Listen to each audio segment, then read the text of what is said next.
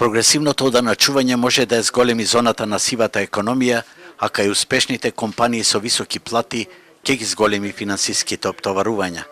Ова беше една од поентите во дискусиите на денешната средба на регионалната стопанска комора од Битола со првите луѓе на УЈАП, а првата дама на доначниците повика на патриотизам. Доста стопанственици со поголеми компании го поставија прашање.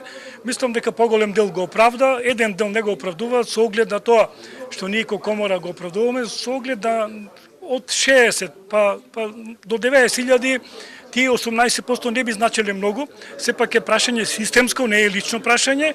Во делот на прагот, односно во делот на стапката, навистина дека има одредени дисбаланси.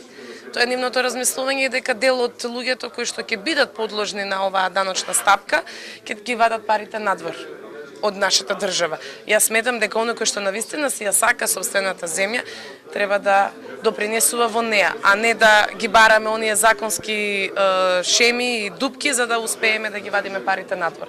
На денешната средба со битолската бизнес заедница беа презентирани можностите за помагање на спортот со сите даночни олеснувања, што ќе следат во реформата од почетокот на наредната година преку делот на ваучер системот, а за персоналниот данок беше речено дека во моментов се регистрирани околу 390.000 граѓани и до крајот на годината треба да се пријават уште 510.000 граѓани.